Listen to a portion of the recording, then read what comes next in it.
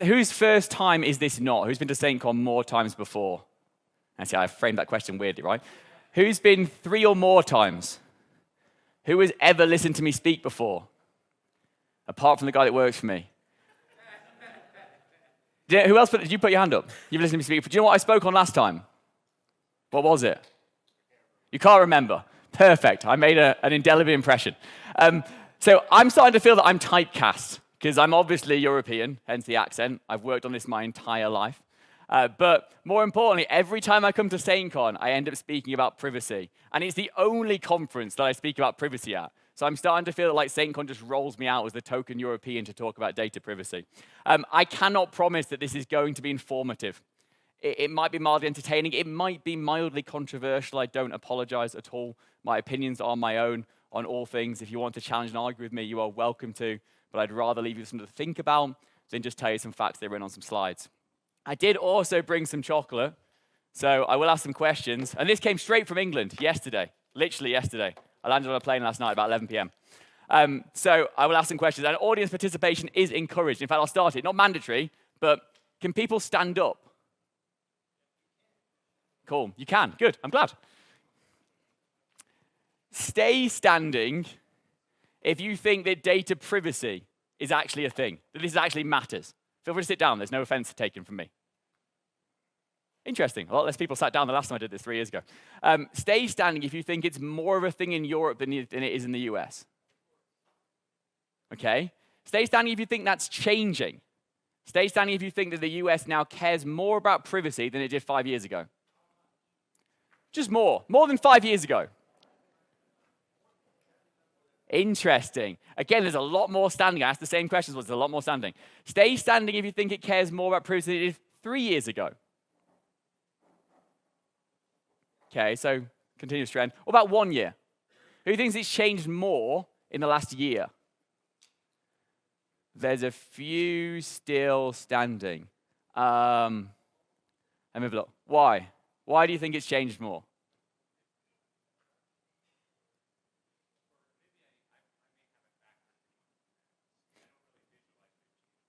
Okay. Anyone who thinks that privacy has changed in the US and wants to answer why they think it's changed or what's changed? So we've had 2 new pieces of state legislation for state agencies dictating how we deal with data privacy. Okay, the UPR Privacy Rights Act being one. And then there's another one coming in California, which is also fairly large, so probably forming more of a kind of federal. Everyone can sit down, by the way. So there's at least a perception that things are changing. Okay, good. Anyone know how big the biggest GDPR fine issued was? Or any number that's up there? Anyone know any of them?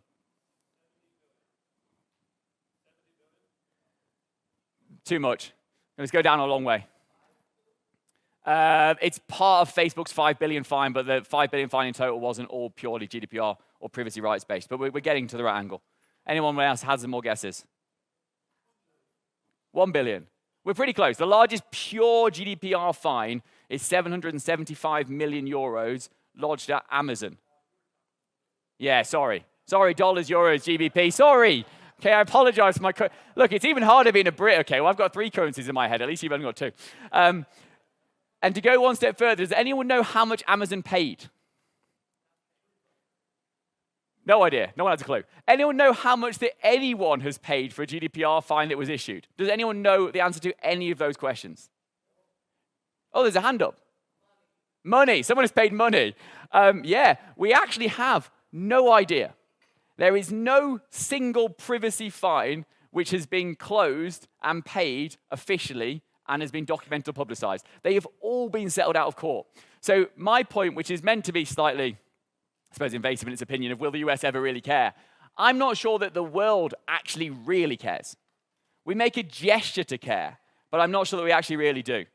I probably should introduce myself at some point. My name's Jay Bodez. I'm the VP of Security and Compliance at Wistic, which is a company down the road in Pleasant Grove, in the vendor risk management space. Prior to that, I've worked in Silicon Valley for the best part of a decade, and prior to that, I did a hell of a lot of different forms of pen testing as a consultant. Physical pen testing, social engineering, and everything else in between, including a lot of lockpicking, which is a lot of fun. And why do I have a right to actually speak on privacy? Well, I've done it twice at 2 different companies and made them full GDPR compliant, and we're on the way to our 3rd. I was responsible for everything privacy on the West Coast, which covers most of the major privacy engagements in America for a couple of years. I've dealt with major breach responses at an airline in the Middle East. We lived in Jordan. Funny story, actually, and you'll learn that I have some random stories in life. I was on the phone once. I used to work for a company called NCC Group. Anyone heard of NCC Group? No, they need to do better marketing in this state, clearly. But they're a consulting firm. And I got a phone call saying, can you please go and do a project in Amman? Does anyone know where Amman is? Jordan, yeah, I gave it away in the first bit, right? But I had no idea at the time, so I agreed and ended up with my family with a baby daughter who at the time was 7 weeks old, living in a hotel suite in Jordan, doing breach remediation for an airline who had committed a privacy breach. Interesting story. I got back and 2 weeks later got a phone call and got moved to here and California to work with major companies in the Silicon Valley Leviathan. If you know what that means, we'll get to it later. I've also done GDPR work at major retailers, banks that you've all heard of. I've got a ton of acronyms, of which those are just some of them, which you might care about or be remotely interested in. And I like to think that I am not an idiot, at least not entirely anyway. So there's some things we're going to talk about today. And again, some of these will make no sense. Hopefully they make some sense as we go, but I can't promise they will make a lot of sense, but they might be interesting. The questions we always want to ask, or at least I always want to ask, is what has changed? Why has it changed? Will there ever be federal or global regulation in this space? Will it ever exist? And what happens next? So what am I going to talk about? I'm going to do history in reverse to start with, to give us kind of a foundation about what we're talking about. I'm then going to talk about the worry I have for my children's future. I'm going to talk about why COVID-19 was actually GDPR's best friend. Bear with me on that one. When I said I might be controversial, these are the 3 slides in a row which might offend various people in the room. COVID-19 and GDPR, then woke ink and social justice and how it's changed the way that we think, and football or soccer, whether they are both the same thing or very different. And then the problem with known unknowns, and hopefully on the way, we will learn some things. I'm going to start with a question on this one. The interesting thing, I think, about a kind of history is this concept of whether we're going to get to a global framework, a SOC 2 Type 2 effectively for privacy, right? We've got an attempt in ISO 27701, which no one really has, and if you've heard of, I'll be impressed, because most people haven't. So it's been very effective in its marketing. And I don't think we'll ever get there because we think differently as people, right? But I think it's interesting to go backwards and understand why this journey happened and how we got to the point that we now are. Because this is a topic that 10 years ago was completely nondescript. No one talked about data privacy. PII was an acronym that nobody knew. But 10 years on, suddenly it's a hot topic in basically every government globally and multinationals. It's become a marketing vehicle. It's big business. I think it's important to understand why. And so if we look now at the fact that I don't think there'll ever be global privacy regulation. In fact, I'll ask, does anyone think there will be? Does anyone ever think this will be a global thing that we will have to do? There will be an international law on how you deal with personal data? Anybody? No. America's never the audience to ask that question to. Oh, there is one in the back. Look at that, brave. You can have a chocolate just for being privacy focused. Come and get it when you want, now or later on. Come and choose a bar. But I'm interested, right? So if we go, but CPRA is about to launch. CPRA is very similar to the UPRA, but it's more important. They're both built off of GDPR in as much as they consider data privacy rights as individuals and how our data is protected, shared, sold, exchanged, all that kind of stuff. The reason CPRA matters more than the one in your state, no offense, is because there is so many more people in California and because Silicon Valley is in California. And therefore, most of the companies that actually deal with personal data on a daily basis in ginormous volumes are all based there. That's going to have an impact, but whether it will be enforced or not, good question. CCPA had a load of fines. Anyone know how many people have actually paid their CCPA fines? You see, you're starting to understand. What's interesting as well is why this stuff matters 10 years on. Data doesn't double. Don't listen to the TED Talks. It's all complete nonsense. Data increases on average by about 20 to 30% a year. Does anyone know what we're now measuring data in? I heard it, zettabytes is the one. Zettabytes, which goes from exabytes, which goes from petabytes. Now, zettabytes is interesting because I always think that you want to visualize things. I'm a visual learner. And a zettabyte effectively means that you have to have 500 quadrillion sheets of A4 paper. Now, again, to kind of bring that back into a visual lesson, the Burj Khalifa is the world's tallest building. My son desperately wants to go to it. And you'd have to fill 3 of those and some to consume the world's data at this point in time, right? It's a lot of paper. How much of it is on you? Does anyone want to guess? Like, does anyone know? Like, we don't, right? We have no idea how much data about us floats around, or what on earth that data is, or what someone might do with it, or why someone might want it. Like, it's scary. You go back from the relevance of CPRA and you get into Privacy Shield being thrown away.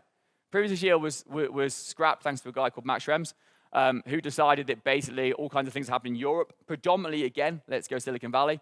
Main target was Meta, who were transferring information from the Republic of Ireland, which, by the way, if you don't know why all the tech companies have their offices in the Republic of Ireland, it's because it's a tax haven. And they were transferring all the data back across the US without any form of legally binding agreements, consent, or technical controls in place. And lots of that data was accessed maliciously or caught maliciously. And so the Privacy Shield, which if anyone's ever done Privacy Shield for your company, has anyone done a Privacy Shield for their company? Do you think it has any value? No, it's nonsense, right? Why is it nonsense? Why? Exactly right. And the question's effectively like, are you able to tie your shoelaces? Like, they are literally ridiculous. So Privacy Shield was scrapped. The irony of this is, you know what's happening next year? No, Privacy Shield's coming back. So Privacy Shield was scrapped because it made no sense, and the EU and the US got back together and said, we need to find some kind of solution, because right now it's really complicated, and if you deal with privacy at your company or international data transfers, you'll learn the only people making money are lawyers, because there is a hell of a lot of legal work involved in this. So basically, they got together and said, let's try something else. And their concept is, let's go back to Privacy Shield 2.0, which again, because it went through the courts here and because people can't agree, will be self-attestation. And the questions will be fairly similar. So I give it about 2 years before it gets scrapped again.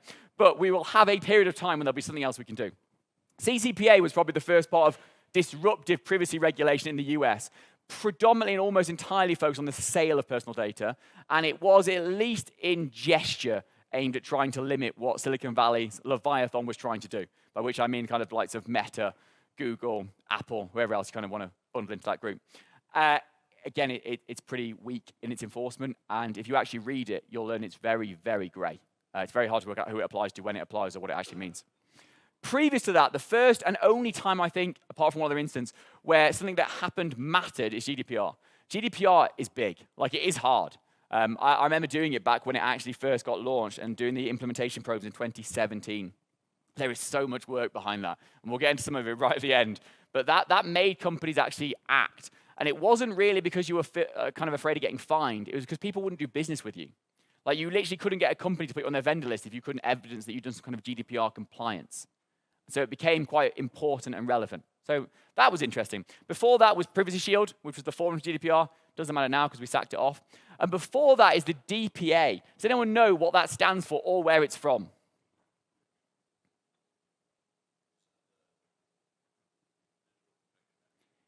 You're very close. It's not quite as close, but equally somewhat close. It's the Data Protection Act. Anyone know where it's from? I'll give you another bar of chocolate. We've already lost one. I'm offering chocolates out for anyone with any knowledge. I'm going to eat them all if not, don't worry. Actually, I'll take them to work and let them anyway. The Data Protection Act came from the UK. Yes, we are the people that care and started this whole movement. I apologize profusely. But we started it in 1998, about 10 years after computers went mainstream. Yes, you can argue with me on that date, but most people generally accept that that's kind of the point in time where it came.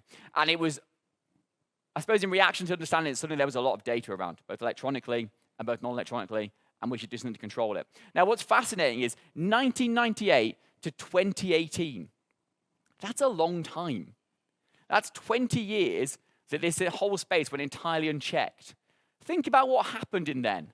Like, think about the fact that there was no 3G, 4G, no social media, no mobile phones in the modern smartphone world, no GPS available to anyone outside the military. Like, think about all the things that happened in that time period, and it took that long before somebody did something. You had a hand up. Yeah? There's lots of things I could have put in there. But we're... Except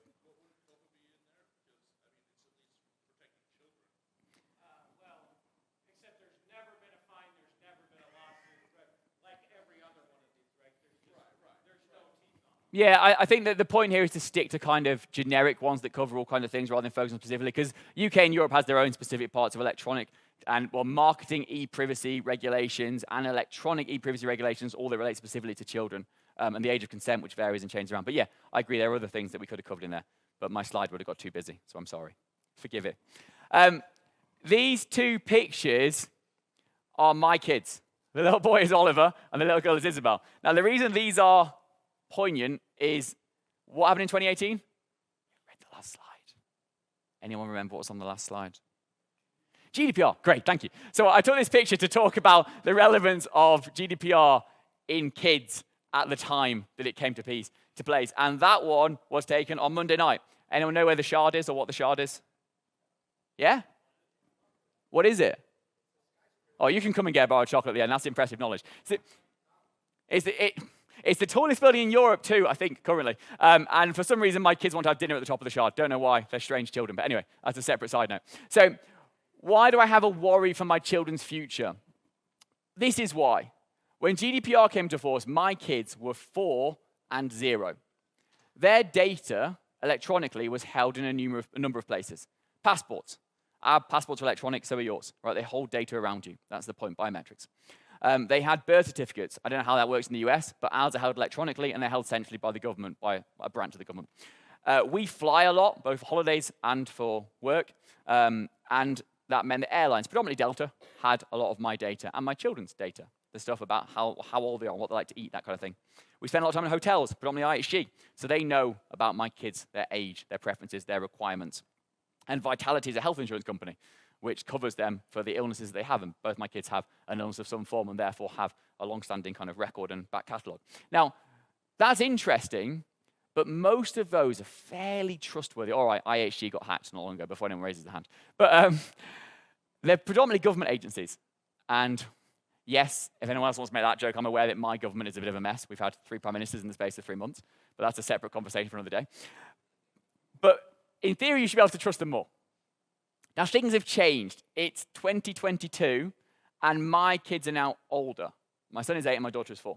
So those parts of their data will still exist, but they'll have other data as well, and why and what. Now, my children, like everyone else's children, for some reason are obsessed with YouTube. I don't know why. I don't know why they like watching people unbox toys or play with other people's toys. It seems a strange, weird thing to me, but they do. I only let them on YouTube Kids, and only when I can see them, but still, even with those limitations, YouTube knows what they like, right? It knows what they watch. It's predictive. That's how it works. And what's interesting about that is it's also public.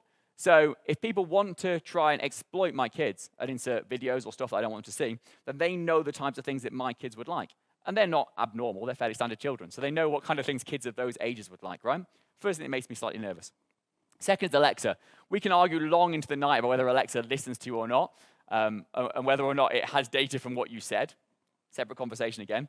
But I have several in my home, and my kids interact with them a lot. They ask them the football scores. My son's obsessed with football or soccer. My daughter gets to tell jokes or tell stories or to play songs, right? So they know, again, the things that my children like, the things that they react to. They know their voice. In theory, that's been recorded, right? Instagram. Now, I was talking upstairs to some people earlier this morning about the fact that I've educated my wife in the fact that Instagram should be a private account. She's not a blogger. She's just a normal sharer. But then she has thousands of friends, which I once investigated and said, why do you have thousands of followers? Because she said, well, I just approve anyone who asks to follow me. What's the point in your account being private at that point? Right? So I don't know who can see the pictures of my children, neither does she, because she has no idea who half of these people are. So that's a scary point. Amazon is the one that makes me most slightly nervous. My kids spend a lot of time on Amazon looking for various toys they want to buy and adding them to wish lists and shopping baskets and various other things. And that means that it predicts what it thinks I want to buy. And while I'm not an avid fan of Paw Patrol, I get offered a lot of Paw Patrol deals. Right? And that means that Amazon knows a lot. Like, again, they know everything that my kids think and like. That scares me. And the one that really terrifies me, Apple. You know what's really interesting? I love this. You might have said, I don't know if this was a US thing or just a European thing. Apple played an advert for a while where they started talking about how you can turn off tracking in all the apps and turn off and effectively make your apps private. Was that an advert here too? Yeah, right? Interesting, right? Because you can control every app that's on your phone. They don't let you turn Apples off. Like, think about that for a second. You can turn off any app on your phone, apart from Apple. They know everything about you. Like, they know everywhere I go. They know when my kids are using my phone because of the apps that they're accessing. They literally know everything that I think. That's terrifying. Like, I think about the next 4 years on, if I took these same pictures again, my son will be 12. I'm open enough to say I don't know where the metaverse is going. But it makes me slightly nervous to think about my son in a VR world, having experiences and seeing things and interacting with people that I can't see or control. Because even like when I'm sitting over his shoulder with an iPad, that doesn't work if I'm not actually in the space with him. That scares me. And I think also when we go deeper than that, if we think about, we all laugh at like our grandparents who like, you've probably been there, right? I FaceTime with my nan all the time and she'll try and talk to the kids and she'll use the FaceTime filters and before you know it, she's stuck as a unicorn and there's rainbows coming out of her mouth and she can't work how to turn it off, right? Or the fact that they're trying to write on Facebook and she ends up sharing like some picture of her shoes because she was trying to take a picture of what was in front of her, but she moved the camera too fast, right? And we laugh about that, but we are so similar. Like we're so naive to the amount of data that we share and the impact that it has on the world around us and the impact it has on our lives. Like we don't think and we let our kids do the same stuff and it terrifies me and it should terrify you. Moving on. This is where I might get slightly controversial, so I apologize, but I don't apologize too much. Since I think I've already got two people who can get some chocolate. Let's have another one like that. Why, you need a new slide. Why is GDPR being helped by COVID-19? Why am I making this statement? Anybody, hazard a guess. There's no wrong answers. Well, everybody has to start tracking their vaccination status and voluntarily giving up their health data based on whatever various random vendor or company they were going to go to. I'll take that. You can have one. You can come and get one as well. I've lost track of who's allowed chocolate, so one of you can come and get in the end. Yeah, at the back.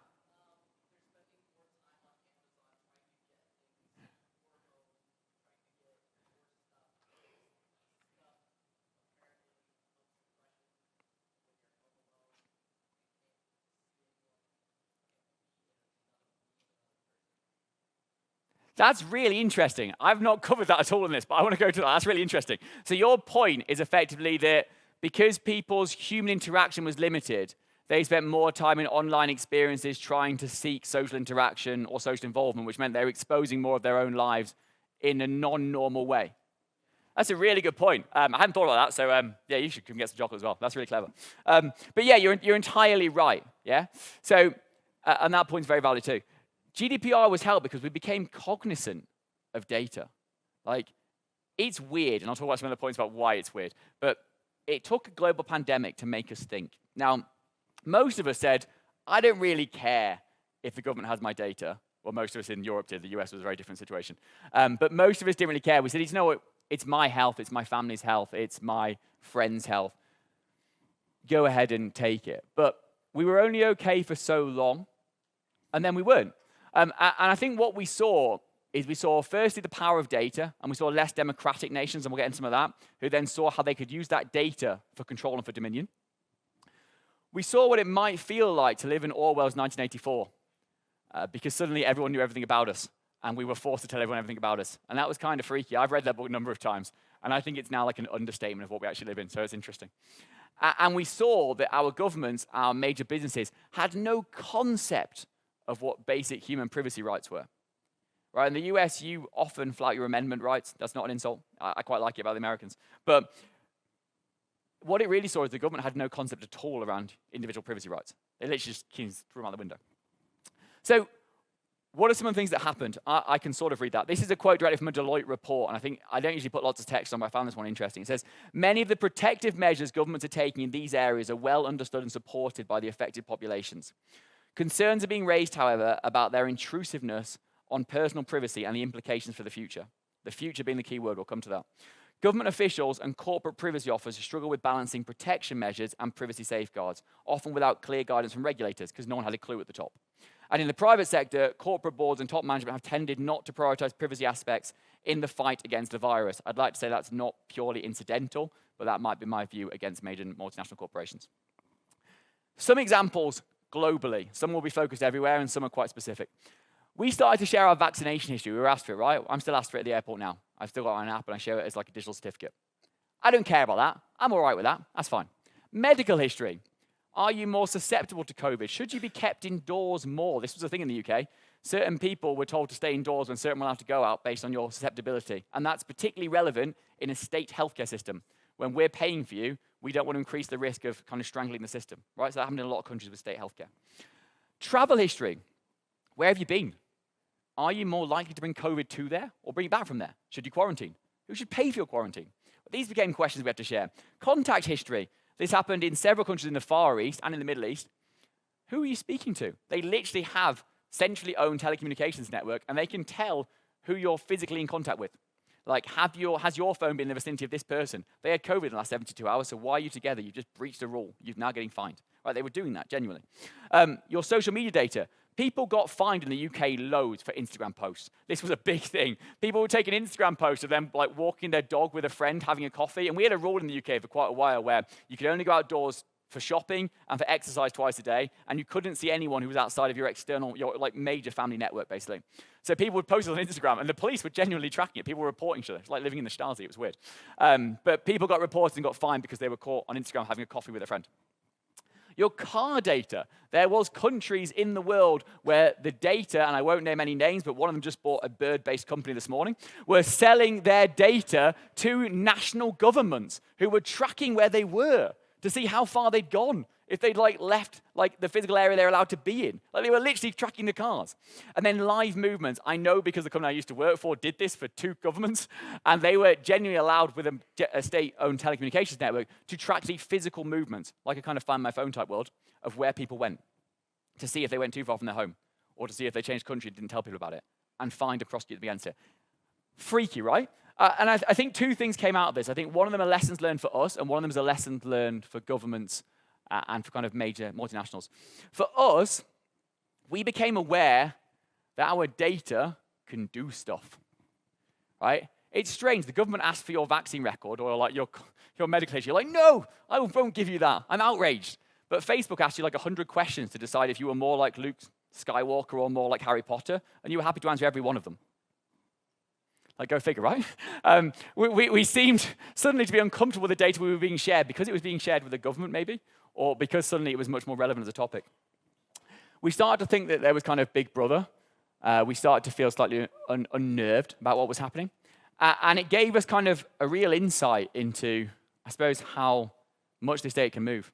It also made us angry, but then if you've been following the news for the last 3 to 5 years, lots of things have made us angry as a government and as a people, so we'll move on from that. Government-wise, they saw that data is power. I don't think governments internationally have really seen that in the way they did until COVID. They saw value, power, control.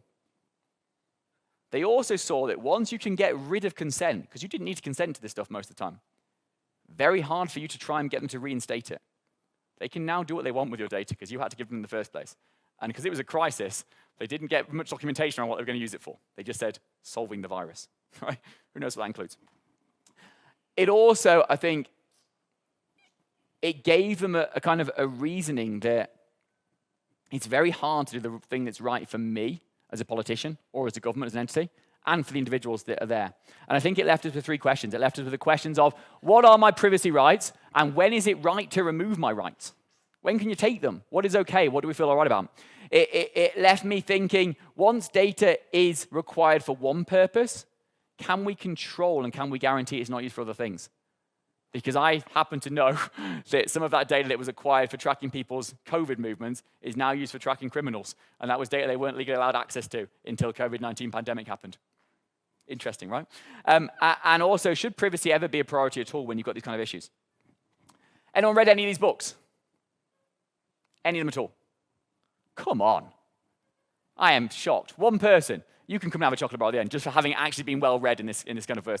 I have spent a long time in Silicon Valley, and I hopefully don't offend people at this point, but I have no real love for social justice or for the woke movement. And these 3 books are all about that. And they're about one key point specifically. You're going to have to bear with me for why this is relevant. They all talk about how what we call the Silicon Valley Leviathan, this group of a small set of, well, not small, but a small set of very large tech companies affect everything we think. How through the use of fake news dissemination or intelligent behavioral algorithms, they can force us down pathways they want us to, whether that's in electioneering or in behavioral things. Because in the end, if we're scrapping on Facebook about whether or not we think we should vote for Trump or an anti-Trump, then we're spending more time on the platform. Do you know who makes more money? Facebook, because they get more money from marketing. Right? They want you there arguing. They want people to fight. What we also learned is that they can do what we know as a different form of search engine optimization. This is an interesting social experiment. Don't do it now, do it later.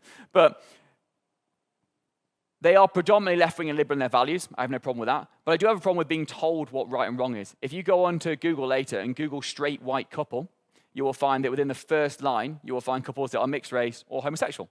No problem with that, but it's not what I've Googled, so why does it come back? If you Google black or mixed race gay couple, you won't see a straight white couple at all. In fact, I went through like the first 30 pages and still didn't find one. Now, again, I'd have a problem with the social views that are being portrayed there, but I do have a problem with the fact that people are being influenced into what they think.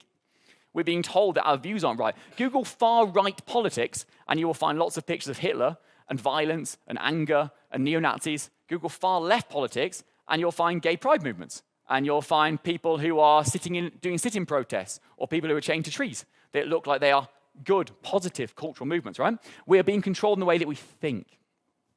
Why is that relevant? And these are my opinions. I think that one of the key focuses of privacy was about being able to control what people knew about us. So there is this concept that you can ask for all the data that's held on you. You can ask for it to be deleted. You can ask for it to be changed or amended. But you can't change what people think about it. There has been a lot of politicians, a lot of celebrities, a lot of influential people, a lot of quite normal people, who for the views they held 10, 15 years ago, have lost their jobs, careers, and various other things. Because their comments are taken either out of context, maybe in context, but in a different time. We view things with a different set of eyes now than we did before. Or maybe they're complete nonsense altogether, which is also true in some instances. Now, why I think that's interesting is that one of the reasons I left social media is because I got worried about everything I could possibly say that could offend somebody and come back to bite me in the butt at some point. So I thought, let's just get out the platform altogether, among other things. But what we don't realize is what we say now that's perfectly fine might not be fine one day. Now, is that not one of my rights to privacy, one of my fundamental rights as an individual, to have the right to, I suppose, refute, the right to defend? In a modern digital mob, we don't have that ability. I'll give you one key example, which I think is really interesting.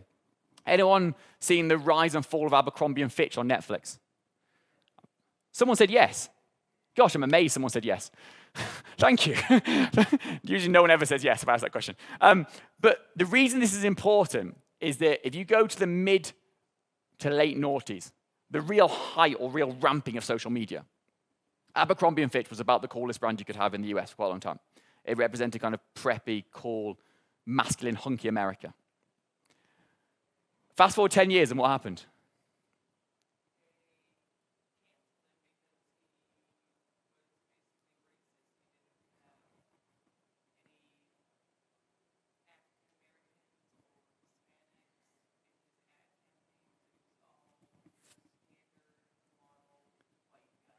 Yeah, it's fascinating, right? So go forward, what was cool, people wanted pictures and tagged Abercrombie and Fitch because it was what was cool at the time. Go forward 10 years and people come back and if you had a slogan saying Abercrombie and Fitch is the coolest thing ever, well, you just associate yourself with xenophobism, racism, toxic masculinity, chauvinism, like everything you can possibly think of. 10 years ago, fine. Now, no. I always think that you go on Instagram in the morning, you take a picture of your coffee at this cool new hotspot on the new brunch trend that's currently trending. 5 years' time, that coffee company might be done for modern slavery.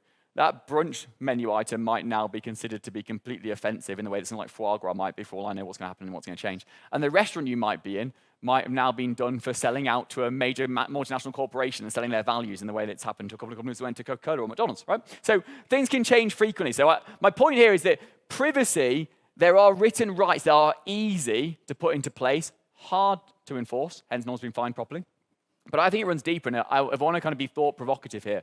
I want people to think about not just about the fact that the data that we share should be ours to control, but think about the implications of what it could mean in the future, and think about what we think about that as a society. Do we think it's right that people should be judged according to things that they said now, or in the time that they said them? Because for me, that's part of the data privacy debate.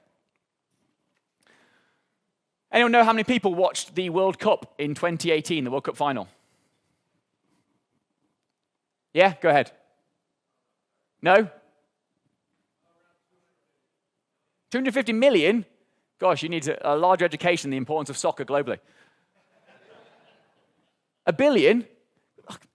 Honestly, this is one of the few times I say that Americans do not understand the world outside of them. 3.9 billion people watched the World Cup final in 2018. 3.9 billion. And that's registered devices. So you could have had bars where there was like 100 people watching it. So we're probably talking about at least 2/3, if not 3/4 of the populace of this planet. Interesting. Why, again, am I talking about this? It seems really random and unimportant. But it's because if I say football in the US, what's the first body part you think of?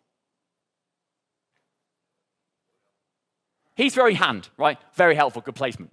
He's throwing hand, right? Football to everyone else in the world, foot.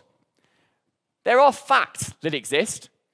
In the average NFL game, the ball is kicked for somewhere between 20 and 39 seconds of total kicking time, actual moments that the ball is kicked, right? That's not very much, especially when you include the adverts and you've got about 4 hours watching an NFL game. That's not very much. Anyone know, borrowed chocolate line, I've got how many I've given out now. Anyone know when American football became American football? I'll give you a clue. It's oh, he's got his hand up already. No, too early. I'll give you a clue. It's when the first time that forward passing was written into the rules.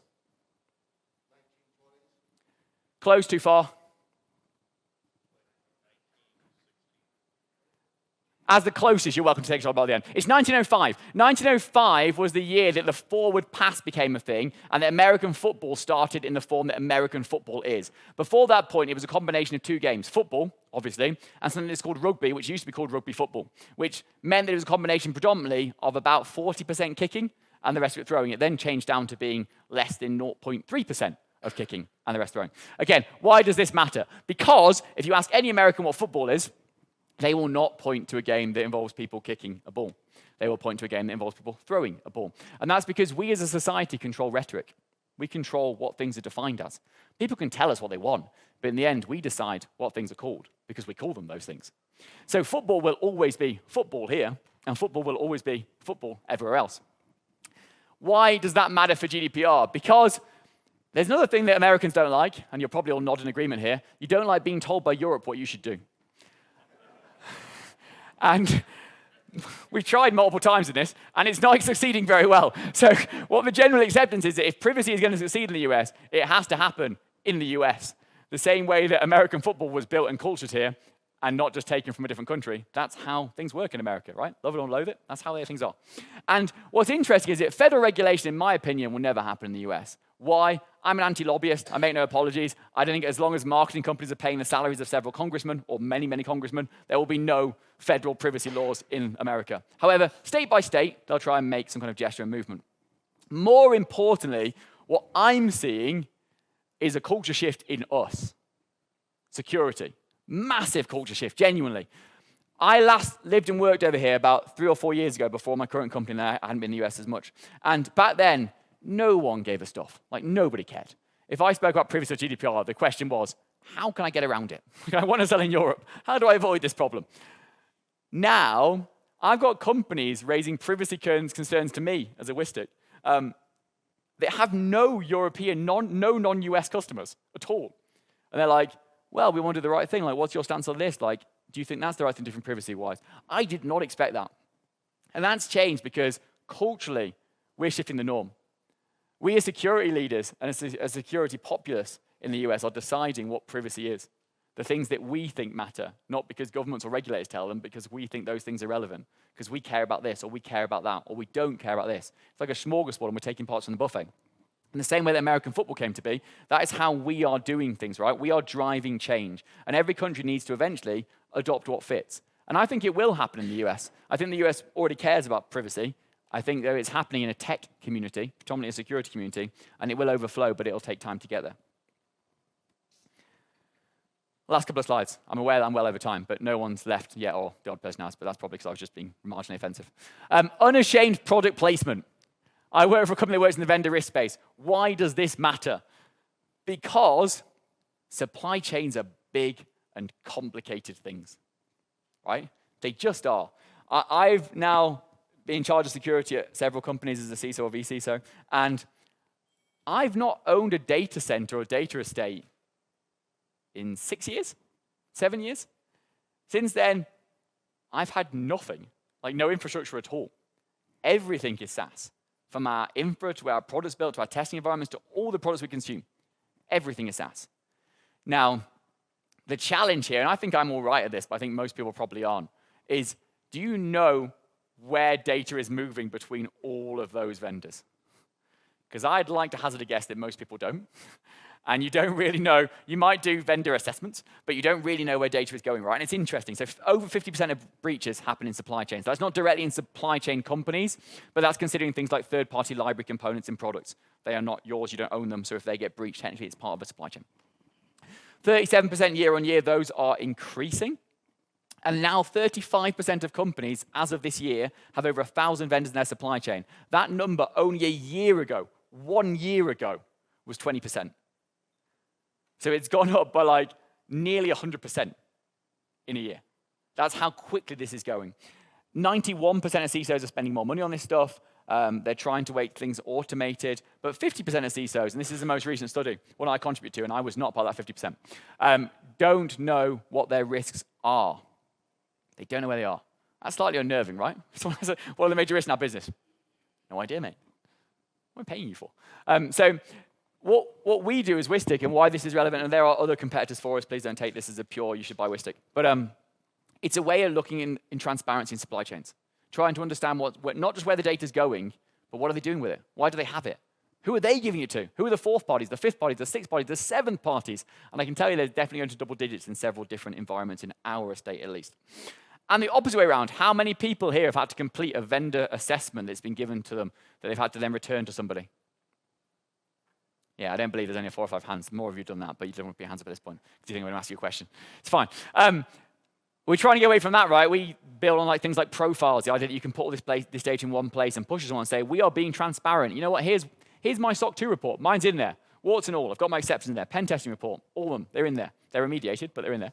Well, I'll tell you anything you want to know because I think that when we talk about privacy, the same as when we talk about security, I am an advocate massively for transparency. We should, as a community, be together. We should talk about where data moves. We should talk about why it's moving there. We should talk about what we're doing to secure those movements. We should talk about our posture. What are our struggles right now? What's hard? What are we doing to solve it?